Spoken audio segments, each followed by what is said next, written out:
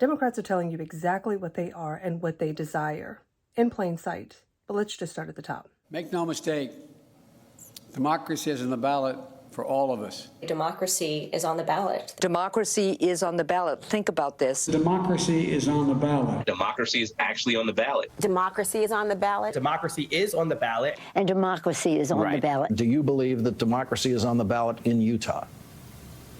It is on the ballot. Democracy is on the ballot this year in America. Somebody's got to tell voters what they need to hear, which is that democracy is on the ballot. But democracy is on the ballot.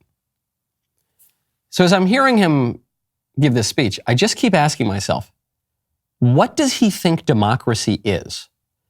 I'm no political science PhD, but last time I checked, democracy is what the majority of people vote for. That's democracy. That's all democracy is. It's what most people vote for when they participate in their government. But see, therein lies the problem. They're not talking about the process of democracy, but please continue. So if the people want to elect Republicans and they go out and they vote for the Republicans, that cannot be a threat to democracy. That necessarily, by definition, is an expression of democracy. So obviously they're not talking about a majority of people selecting who they want to rule. So let's go into a little bit of a history lesson. Let's analyze the basic forms of government. They are monarchy or dictatorship ruled by one, oligarchy ruled by a few, democracy ruled by a majority, republic ruled by law, and anarchy, which is ruled by no one. In discussing these five, we'll see that they can be narrowed down to even fewer. Looking first at monarchy or dictatorship, this form of government doesn't really exist in the practical sense, so let's eliminate monarchy, dictatorship, because it never truly exists. Oligarchy, which is ruled by a group, is the most common form of government in all history, and it is the most common form of government today. Most of the nations of the world are ruled by a powerful few, and therefore oligarchy remains. At the other end, we find anarchy, which means without government. Some people have looked over history and found that many of its worst crimes were committed by governments, so they decided that having no government might be a good idea. But this is a mistake, because as the ancient Greeks stated, without law there can be no freedom. Our founding fathers agreed and held that some amount of government is a necessary force in any civilized, orderly society. In a state of anarchy, however, everyone has to guard life, liberty, and property, and the lives of family members. Everyone must be armed, and movement is severely restricted because one's property has to be protected at all times. Civilized people have always hired someone to do the guarding, a sheriff, a police force, or some branch of government. Once law enforcement was in place, the people were freer. They could leave their property, work in the fields, and so on. In short, the proper amount of government makes everyone freer. There are some who advocate anarchy, however, not because they want no government, but because they don't like what they have. They use anarchy as a tool for revolutionary change. The condition of anarchy is very much like a vacuum where something rushes in to fill it. These calculating anarchists work to break down the existing government with rioting, killing, looting, and terrorism. Tragically, the people living in such chaos often go to those best able to put an end to it and beg them to take over and restore order. And who is best able to put an end to the chaos? The very people who started it. The anarchists who created the problem then create a government run by them, an oligarchy, where they have total power.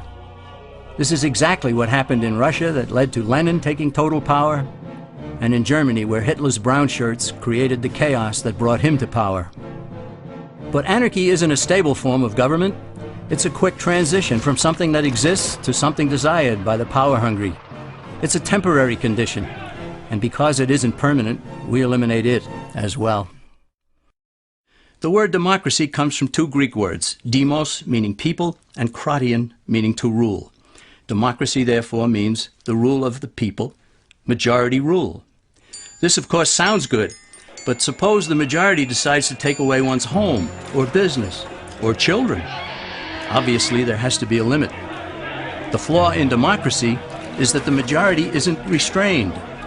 If more than half the people can be persuaded to want something in a democracy, they rule. What about republic?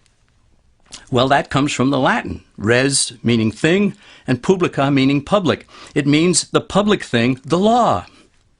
A true republic is one where the government is limited by law, leaving the people alone. Thus, democracy itself is not a stable form of government. Instead, it is the gradual transition from limited government to the unlimited rule of an oligarchy. Knowing this, we as Americans are ultimately left with only two choices. We can keep our republic, as Franklin put it, or we will inevitably end up with an oligarchy, a tyranny of the elite.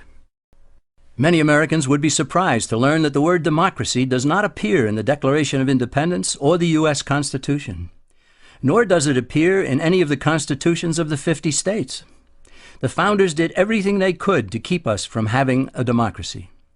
Yes, our sacred democracy is no more than them saying their one-party rule, which is no more than an oligarchy. But a little bit more history. A constitutional republic, not a democracy. The ideal of a democracy is universal equality. The ideal of a constitutional republic is individual liberty.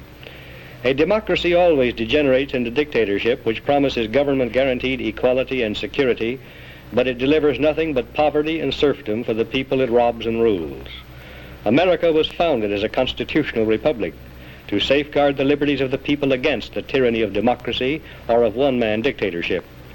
In this century, great strides have been made toward the goal of subverting our republic into a democracy. The foremost tactic of the subverters is subversion of language.